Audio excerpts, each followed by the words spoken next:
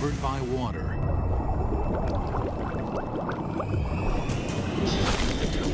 These vast oceans are a cauldron of violence, a world much more dangerous than the land above. This is the brutal world where an ultimate predator is born and bred. This mosasaur was the most dangerous creature in the most dangerous ocean ever. It's 45 feet long. It's the size of a Greyhound bus.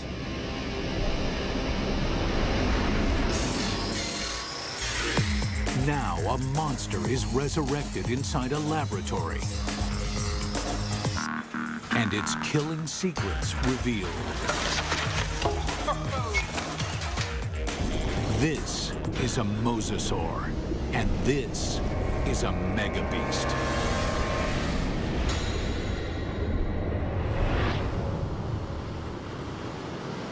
This is mosasaur country. At least it was.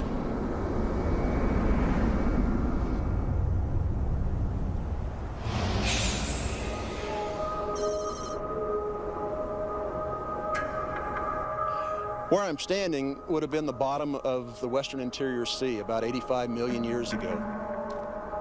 Mike Everhart is one of the world's leading experts on mosasaurs. The horizon would have been ocean for as far as you could see. The seaway stretched for hundreds of miles from where we're standing. At this time, the climate is warmer, so there are no polar ice caps. Sea levels rise until well over 80% of the planet is covered with ocean.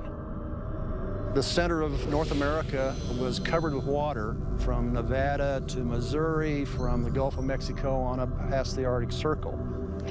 The floor of this ocean, known today as the Kansas Chalk, was created by billions and billions of nanofossils, the shells of tiny plankton that drifted down and were deposited on the seabed. What we're looking at here is literally hundreds of thousands of years of deposition on the sea bottom of the western interior sea. What we see back here is roughly an inch per 700 years to build up that much chalk. So there's untold billions of these animals there. And entombed in this chalk are giant fossils of mosasaur. In the late 1830s, the bones of the beast are first uncovered in North America. This is where the mystery of the mosasaur begins, because nobody can say just what this creature is. It is a question that first arises when a massive skull is found near the Meuse River in Holland. First guy who looked at it thought it was part of a fossil whale. It was also thought to be the jaws of a crocodile, a giant lizard, and one person even suggested it was a dragon slain by a medieval knight. A French paleontologist described it as a mosasaur, meaning Meuse River reptile. Eventually, the American bones are matched up with the earlier fossil find in Europe and correctly identified as a mosasaur. Over the next 80 years, as scientists begin the serious hunt for dinosaur fossils, a pattern emerges. In every corner of the globe, they find mosasaur bones. This points to one conclusion. No other predator has ever dominated the planet like the mosasaur. This guy weighed 8 tons. It could easily swallow a full-grown human male whole, just like a tater tot. Scientists investigating mosasaurs realized that nothing on Earth could have stopped them. It took a cosmic catastrophe to end their reign.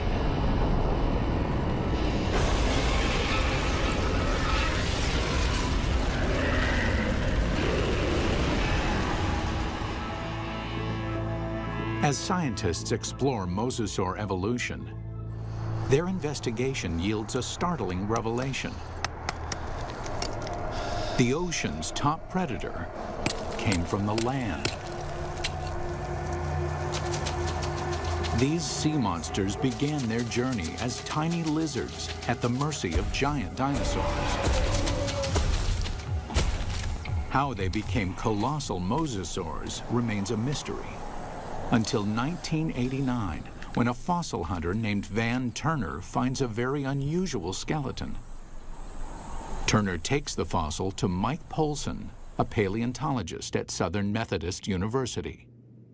When Van came across the first pieces of Dinosaurus, he immediately recognized it as some sort of mosasaur. Named Dinosaurus after its discovery in Dallas, Texas, the bones were pieced together. Then, scientists connect the dots. Dinosaurus is an interim form, a missing link between mosasaurs and the tiny terrestrial lizards that are their ancestors. The lizards, dubbed Aegialosaurs, face a constant threat from the larger, fiercer dinosaurs. They flee to the ocean. 3 million years later, they evolve into Dinosaurus. Their toes evolve into webbed feet, so they can no longer function on land. In the span of 6 million years, they grow from a small 3-foot lizard into the giant 50-foot mosasaur. The mosasaur's development demonstrates that even in evolution, timing is everything. Warm temperatures and shallow seas create an abundant food chain in the ocean. This is a perfect environment for animals to take to the water. But these life-giving seas can quickly turn deadly, even for mosasaurs. The competition is everywhere. Everything in the oceans then would have looked very strange to us today. All the fish seemed to have been armed with mouthfuls of teeth. It seemed like everything in that ocean was a predator and just built for killing things. Like Zephactinus, a bony fish that is armed with a mouth full of long, needle-like teeth. The plesiosaurs are marine reptiles and top predators for over 100 million years. They come in 2 lethal varieties. One deals death through speed and agility. The other is a behemoth, so mammoth, nothing dares challenge it. And of course, there are the sharks.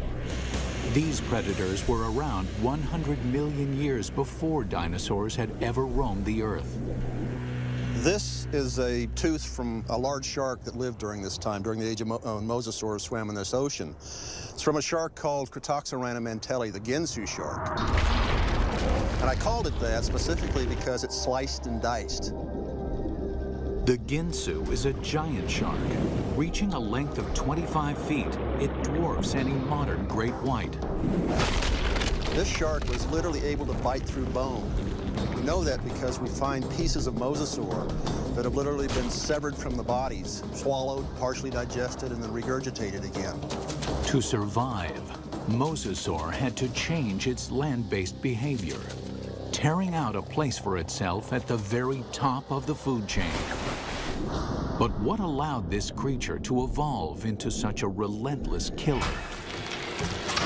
It's all in the bite. You'd probably be in shock after a bite like this.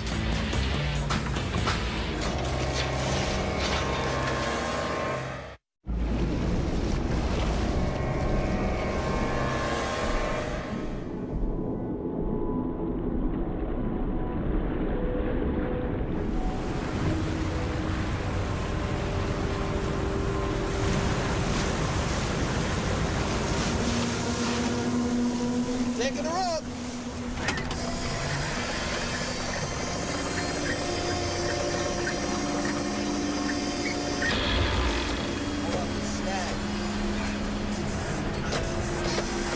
Give it more power! Here it goes, here it goes.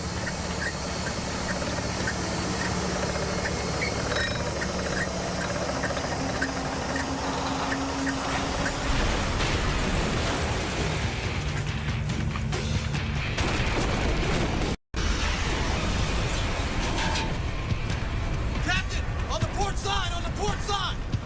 It's coming back.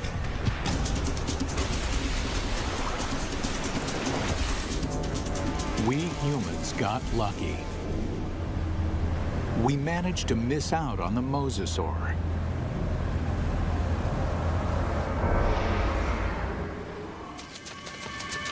"95 million years ago, it is just a small lizard forced to flee into the ocean.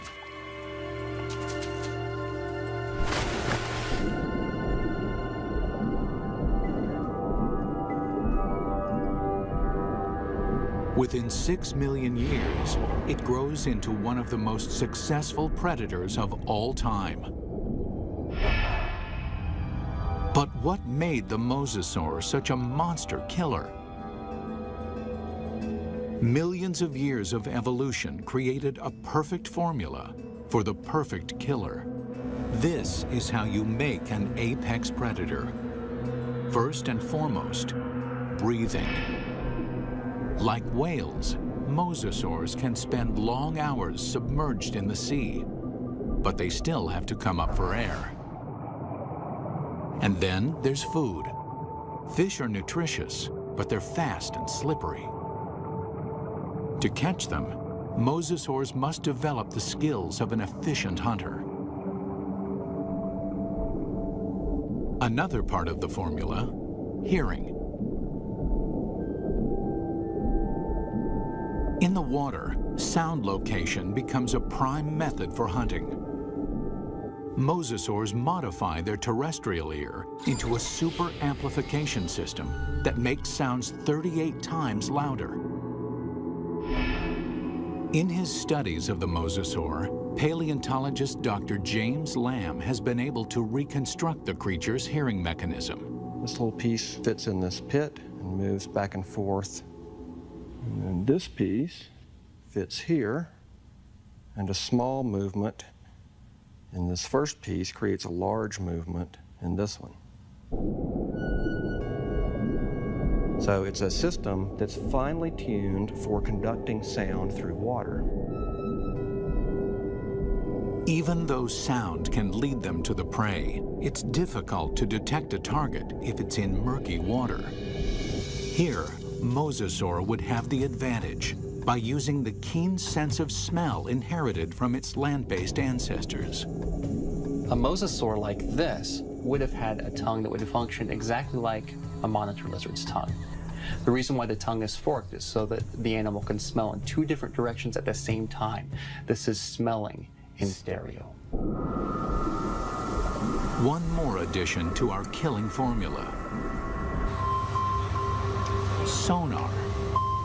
The last piece in the puzzle is this set of nerves that run down the side of the upper jaw and especially are concentrated here in the snout. And it's a system for detecting the pressure wave given off by the prey. Mosasaur uses this pressure wave sonar to hunt, much like modern killer whales use echolocation. All these adaptations mean mosasaur has a good chance of locating dinner, but they still have to catch it. And chasing down fast, elusive prey requires jet-like speed. So how does an 8-ton, 50-foot monster propel itself? This alligator has another piece of our formula: a massive tail. Along with crocodiles, gators have a long, flattened tail shape similar to mosasaurs.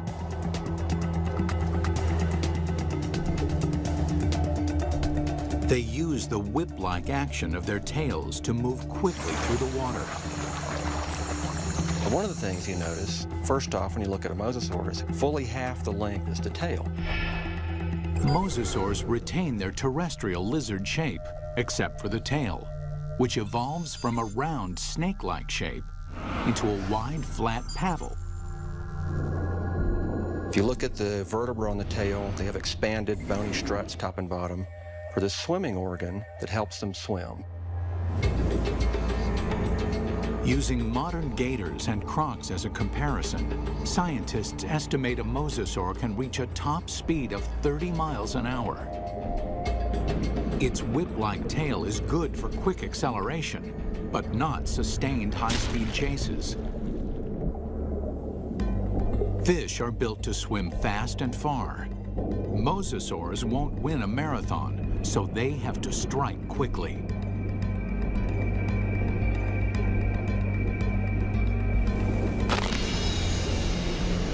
Which means this enormous beast has to somehow hide its 50-foot body and ambush its prey.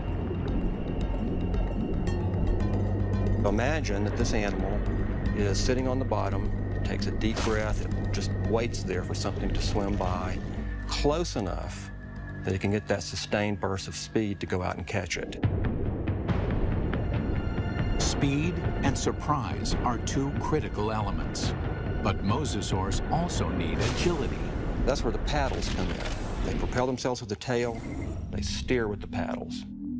These paddles are short and strong, allowing this long lizard to corner on a dime. Like flaps on an airplane wing, the paddles create drag, which makes them turn. For mosasaurs to be successful,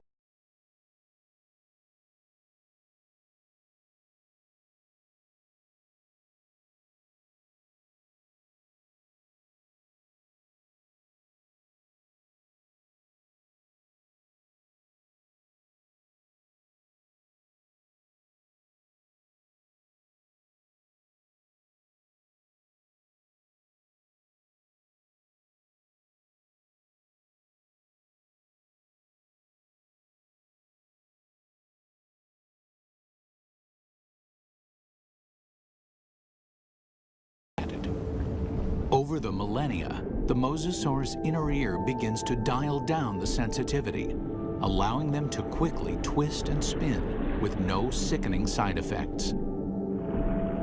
These evolutionary refinements created a megabeast. The mosasaur can locate, chase, and catch its prey. But catching is not enough. The mosasaur has to eat. And the way that it eats is something that almost defies imagination. It's a prehistoric creature so vicious, it makes sharks seem cuddly. With jaws like steel, it's large enough to swallow a human in one bite. This underwater T-Rex is bred only to hunt and to kill. And across the oceans of planet Earth, this megabeast rules.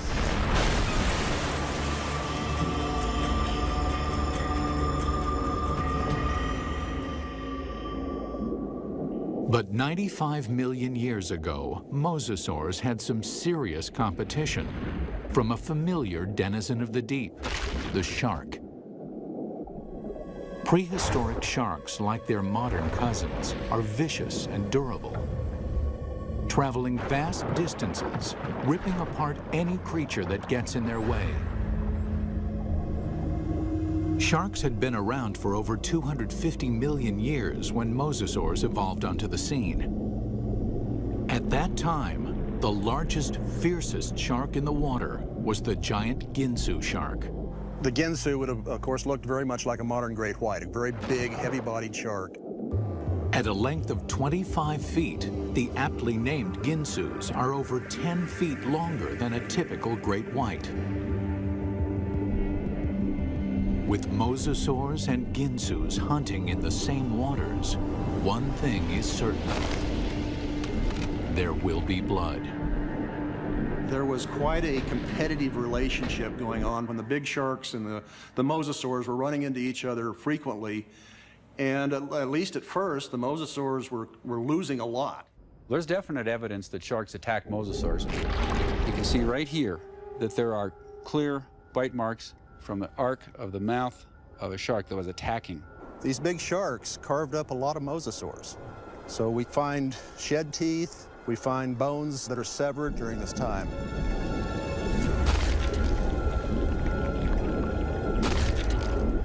While an adult mosasaur can hold its own against a Ginsu, there are other mosasaurs. Mosasaur couldn't do any of that. So what they've done is to basically make a toothed conveyor belt to help sort of tractor the prey down its throat. You can look at mosasaur fossils, and you can look at modern analogs that have a skull that works in a broadly analogous way. But sometimes building a model tells you something you just can't find out any other way.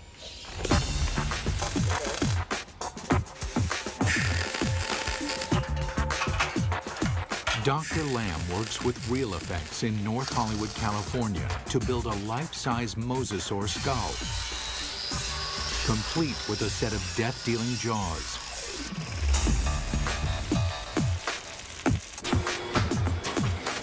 The massive steel jaws are powered by pneumatics instead of muscles and ligaments. Never thought I'd see a steel mosasaur skull, but this is very cool looking.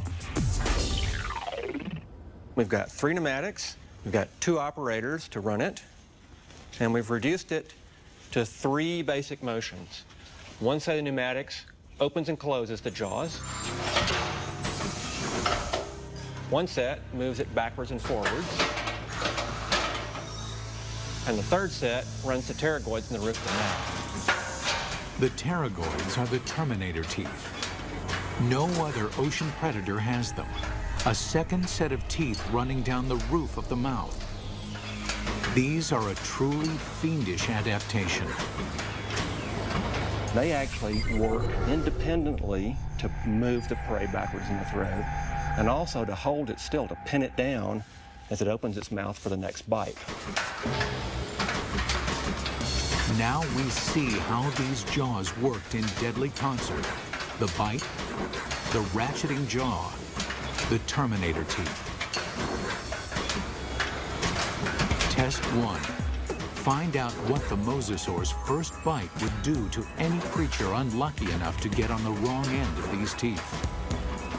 Mosasaurs had a really big bite. So we've got a piece of foam that would be about the same size as an 8 or 9 foot long shark, or maybe part of the neck of a long-necked plesiosaur. We're going to put it sideways in this mosasaur model's mouth and just see exactly what would have happened.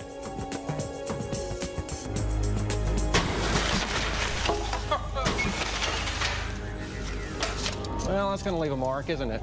That's a broken neck. I'm pretty convinced that this thing would have probably killed something with the first bite. First time it bit down and ratcheted back like that, the thing's neck is broken. Test 2. Measure the capacity of its bite. Very simply, when our metal mosasaur chomps, how much ersatz meat goes into its mouth? We've got this piece of foam with 4-inch squares painted on it. We're going to feed it to this mosasaur and see how much with each bite this thing would have dragged its prey down its throat.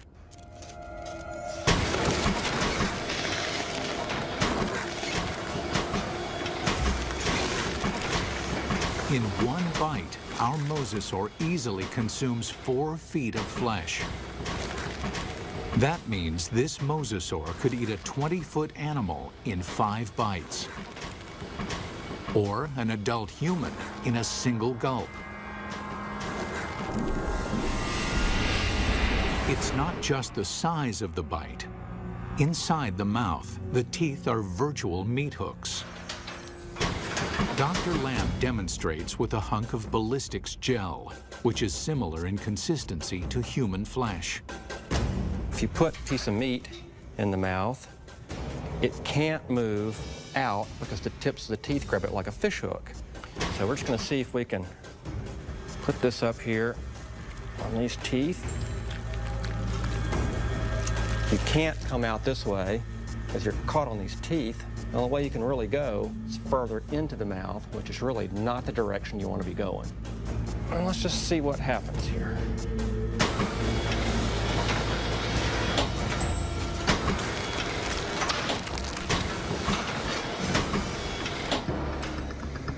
Well, I don't think there's any doubt that you wouldn't want to be a swimmer in a late Cretaceous ocean.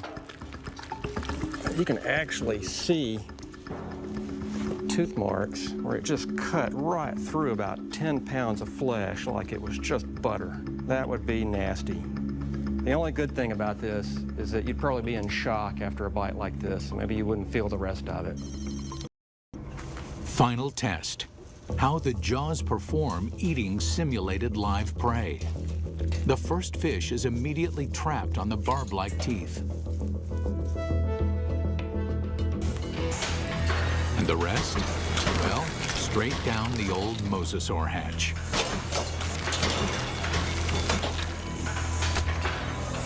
In 20 seconds, our captive mosasaur can eat 500 pounds of fish. Why? It doesn't bother to chew them.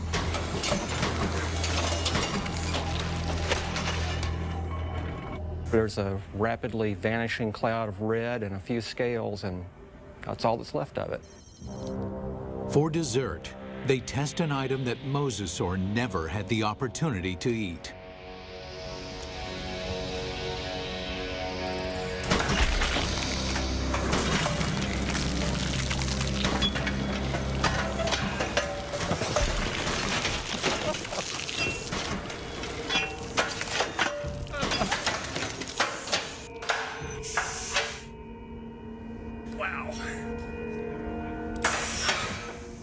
Well, I'm not sure what we learned by that, but that was quite satisfying.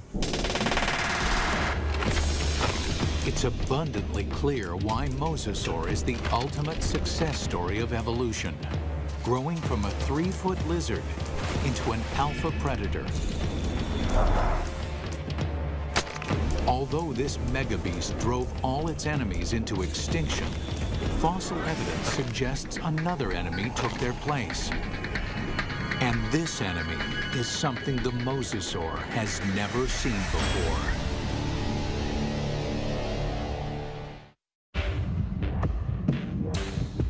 From its humble beginnings as a 3-foot lizard, the mosasaur evolved into the most dominant megabeast the world has ever seen. Nothing in the ocean can kill it, let alone live with it. But the threat may have come from another direction. What we're looking at here is what I would like to call a paleo crime scene. It's a very old cold case file.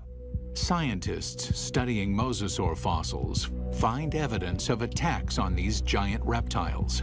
There's a healed bite mark here, this raised ridge. There's a second puncture wound here with this lip of reactive healed bone around it. There are 2 marks up here on the top of the skull, and it probably killed the animal fairly quickly. What animal is vicious enough to attack the deadliest creature in the sea? And we can measure the distance between those bites, and we can marry it up with the jaw of another larger mosasaur, and the teeth fit perfectly into those holes. It makes perfect sense. The only thing mosasaur had to fear may have been mosasaur itself. Experts think that mosasaurs engaged in snout wrestling or face biting to establish dominance. We see really analogous behavior in modern saltwater crocs. Almost always the males, and they're defending a breeding or feeding territory.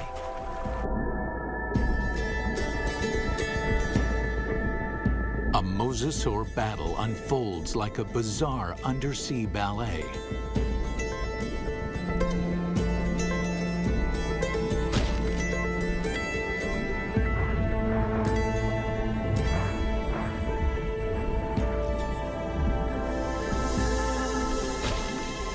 When one establishes dominance, the other gives up and swims away. This type of competition is common animal behavior. But scientists uncover something shocking in this particular set of fossils. Evidence that suggests not simple predation, but something close to murder. We've got the fossil evidence that shows that mosasaurs killed other mosasaurs, and they didn't eat them. I mean, it wasn't for food. By looking at the damage on the skull, Everhart believes that this wrestling match turned deadly. The fossil evidence shows the dominant mosasaur clamps down on his opponent's skull. And as the skull of the mosasaur rolled to the side, these teeth pulled out and left these big drag marks across the bone, very deep wounds. Not only is the skull crushed, but evidence suggests the killer then broke the victim's neck. We found the neck laying off like this at a 45-degree angle to the skull. indicating that it's probably broken right up here next to the brain case. Not even great white sharks or saltwater crocs deliberately kill their own kind. They killed, kind of like humans, they killed for other reasons than for food. And mosasaurs were different in that regard. We don't see that in very many other animal groups. Still, scientists believe this gladiator-like behavior would not have caused the mosasaur to go extinct. In point of fact, they seem to thrive on violence. 70 million years ago, with no other competition in sight, mosasaurs continued to evolve, becoming even more diverse. There's well over 50 species of mosasaurs. They began moving from the ocean into freshwater, seeking prey in swamps, estuaries, and rivers. Nothing on Earth could have stopped these megabeasts. Nothing on Earth, that is. It took a 6-mile-wide chunk of rock that slammed into the Earth 65 million years ago to end the reign of the mosasaur. We're talking about something that released as much energy as every nuclear weapon on the planet, times 1,000, set off all at once. The magnitude of this blast causes a shockwave of earthquakes and volcanoes. Mega tsunamis race across the oceans. A cloud of superheated dust and molten rain fills the atmosphere, blocking out almost all of the sunlight. This devastates the food chain. 75% of the species on Earth are wiped out. With its food supply drastically reduced, the mosasaur is doomed. This cataclysmic event paved the way for the development of mammals and eventually humans. But what if the comet had missed? If mosasaurs had been allowed to thrive, how different would our world be? We wouldn't have any whales, or dolphins, or porpoises, or seals, or sea lions. The oceans and all its fish would belong to the mosasaurs. Bring her down. Fishermen would find very little to catch, if indeed there were humans on the planet at all. These would be very ferocious, very hungry, active marine animals that you wouldn't want to share your ocean with. It's fascinating and frightening to contemplate what might have been had these megabeasts survived.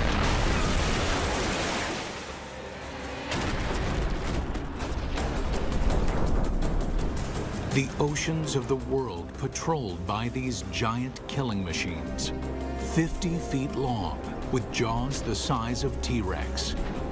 Always hungry, always waiting, just offshore.